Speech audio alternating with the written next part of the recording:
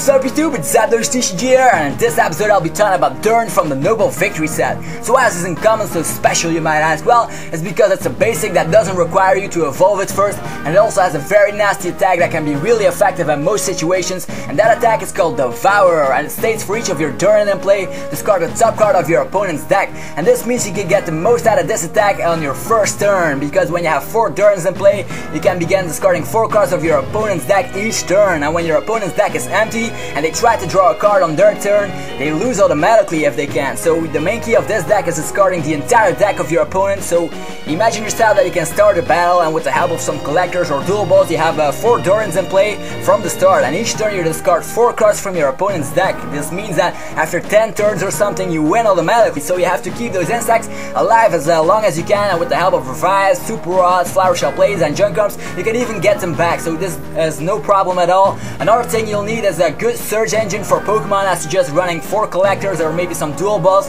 just to make sure that you can start off with the perfect bench right away. Then you also have to make sure that they stay alive longer, and with the help of Eviolite, the new trainer card or the new tool card, which reduces all damage by 20, and some special metal energies to tank even more, and even some defenders that you might even be surprised to survive against some powerful attacks like the attack from Tornadoes or Donphan and Mega, stuff like that, so no problem at all. But what will you do if there are some Durant sprites? Well, there's also a counter for that. You can use cards like Rotom from Undaunted to swap around a prize card with the top of your deck, and then use a card like Cherin to draw that card, and to help you even more, you can use a card like Elf Lithograph from the Triumphant set. I know that's a rare card, but when you have it, it's really good. You can look at all your face down prize cards, and now that we know some strategy to keep our Durants alive and to bring them back, we'll need to take a look at some Pokemon that can find their way in this deck. So we now have 4 Durants in our deck together with a Rotom, but we can also use a 1/1 line of Hypno from Hurt Gold Soul Silver, because Hypno has a nice Pokepower that lets you flip a coin once during your turn, and if it's head, your opponent's active Pokemon is asleep, and when that Pokemon stays asleep between turns, it can retreat or attack you, which means you can attack with Devour even longer. Another good card you might want to try out is Spiritomb, because when you place this Pokemon on your bench, your opponent has to shuffle his or her hand back into his or her deck and then draw 6 cards, and this could really help you when your opponent is almost out of cards on his or her deck, and they still need to pick 1 prize card, and you're pretty much stuck and stuff like that. And with this card you might get an unsuspected win, and the last Pokemon I put in is a 2/2 line of Weavile because of the disruptive Pokepower. And that's all of the Pokemon, because the less Pokemon you run, the more chance you have of starting with a Durant. And one last thing you'll need is Disruption, to discard some of your opponent's cards that he's holding in his or her hand, or some energies that are in play. You can put them in a Lost Zone or discard them. You can use cards like Team Rocket's Trickery to discard a card from your opponent's hand while drawing 2 cards yourself, and also playing some Lost Removers or even a Crushing Hammer will help you when your opponent has a very strong Pokemon that you can't even compare to attack and stuff like that, and when you're pretty much stuck.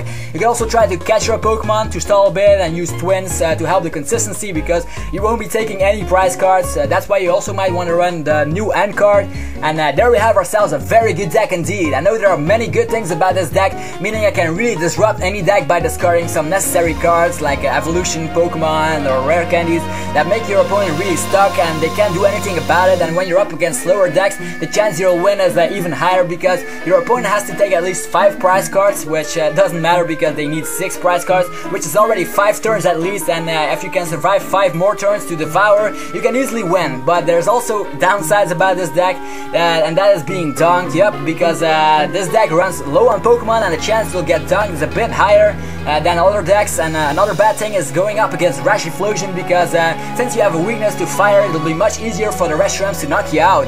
Anyways, it's a very fun deck to try out. I really enjoy playing it, and there are some good things about it too, like you can disrupt the entire deck of your opponent, which is really fun. You don't have to be worried about your own prize card or stuff like that. It's really fun, as I mentioned. And that's all for this week's deck analysis.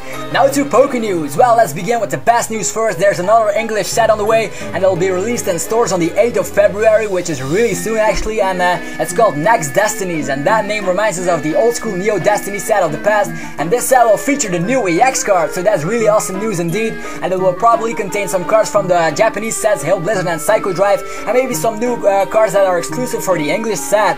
Another thing I want to mention is I hope you guys had fun at regionals, and since there aren't any regionals in my country, I couldn't compete in one, but the good news is that Cities is coming, and that's a tournament that is available in my country, and I suggest that people that like to play the TCG game try to compete in one of those tournaments because it's lots of fun. Aside to that, here are some promo cards that you'll probably come across when you go to Cities. Here's Carablast and Excavalier. And now back to the next Destinies, because there are already products set to be released. We start with a 1-pack blister that will contain an evolution chain of Zoroark and Zoroark, or Cupchew and Beartick. The 1-pack blister will contain 1 booster of the new set, as well as a sample pack that contains 3 common cards from the set, as well as a line code to unlock those evolution chains. Whether or not these cards will be promos or reprints from older sets is not clear yet, but we'll know that in the future. But the thing they're sure of is the release date, which is February 8th, which is the same date as the release of the entire set, so that's pretty epic news. And more great news, because on the 21st of March there will be new 10s out, and these will contain EX cards. You'll have a Reshiram EX,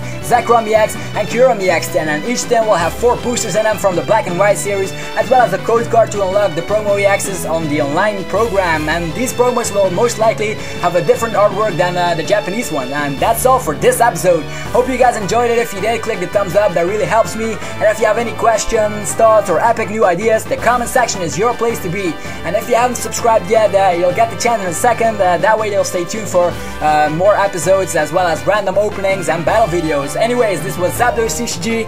Thanks a lot for watching. Till next time.